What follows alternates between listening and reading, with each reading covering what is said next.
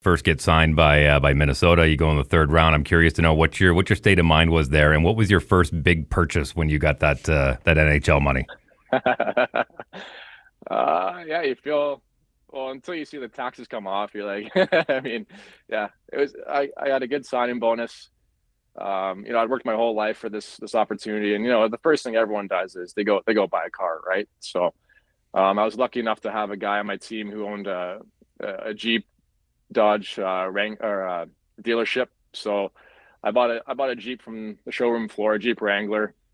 That was my first big purchase, and yeah, don't ask me if I regret it or not, but How much was she?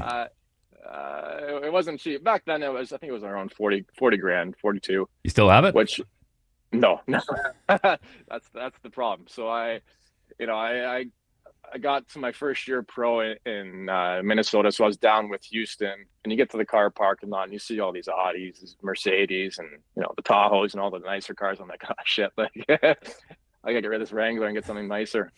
Even though it was a beautiful Wrangler, is raised up, had the big tires and everything on it.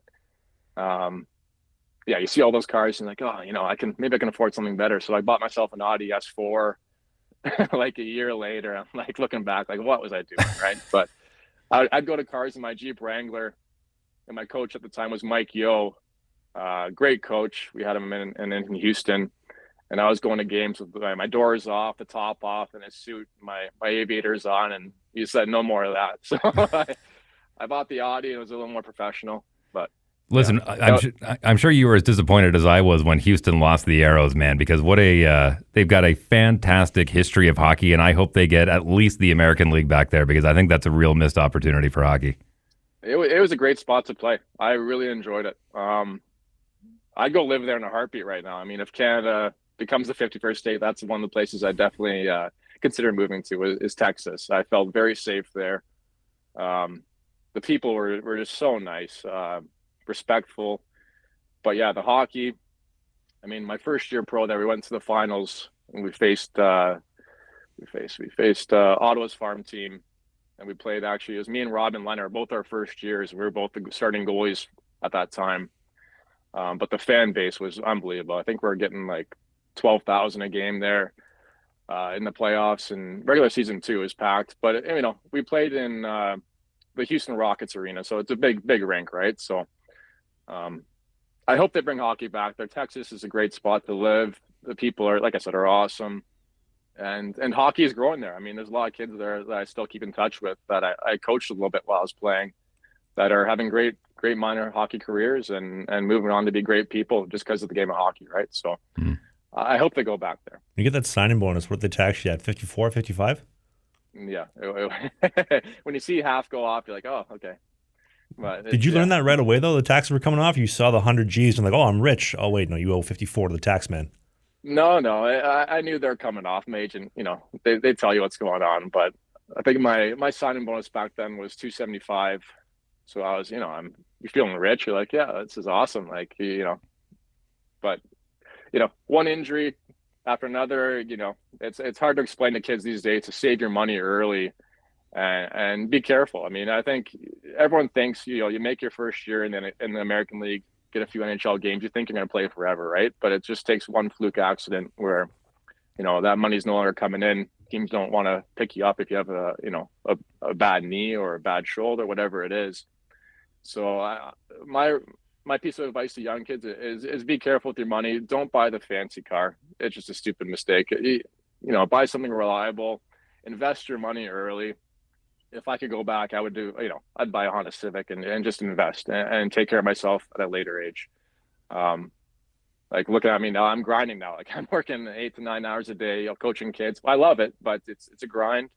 I'm honestly working harder now than I did when I played, I feel like. So just take care of those good years. And I think, like I said, be careful with your money. And I think investing is a great tool if you want to find a financial advisor or your agent's got somebody. I highly recommend doing that, but don't make these big stupid purchases because it'll hurt you down the line. I think unless you're lucky. Were you in a bit of a tough spot financially, like when you had retired, like with a little bit of spending, or when did this kind of come? No, not really. It was just like that Audi I bought was think it was like 55 grand, 60 grand. I just think I felt like I was the prime of my career. I felt really good at NHL speed. I was like, okay, I'm about to sign a decent contract. All of a sudden, second last game of the year, my knee pops. And then all of a sudden it's panic mode because no team wants to touch you after that, right? And when you're trying to find a contract. So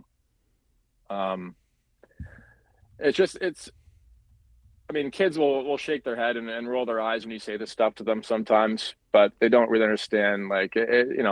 I felt really good. I felt like I was in great shape. Like nothing could go wrong, and all of a sudden, one fluke, and there it goes, right? So, I went from making $250 a year in the American League, which is great money. I was having to, even though I was in California getting taxed, to shit. The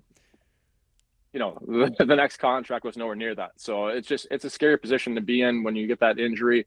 So I would just say, at a young age, take care of yourself, be smart with your money. You'll thank yourself down the road. Well, I've always had a problem, especially with the top 10 that get drafted. I mean, it's basically $850,000 handed over at 18 years old. I mean, just from a societal standpoint, how irresponsible is that to give that a child, that kind of money? Yep. Yeah. I was lucky. My parents were good with me. Obviously, I didn't listen to them about the car stuff, but my grandpa's an accountant, and he made sure to get me into investing. I think I was in like my third or fourth year pro, and that ended up buying my first house for me with me and my wife here. Paid for a big piece of it. So I just think if you can get into investing right away, that's the key. Put a portion of your paycheck every couple of weeks away, and just let it grow and compound on itself. Like I said, I think so many kids think, they sign their first NHL contract that, they're guaranteed to make good money. Well, it's not going to happen that way. It's not the way the game works.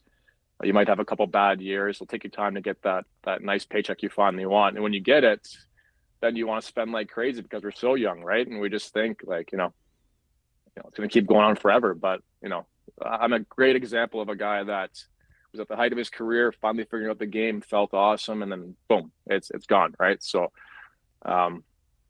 just be careful.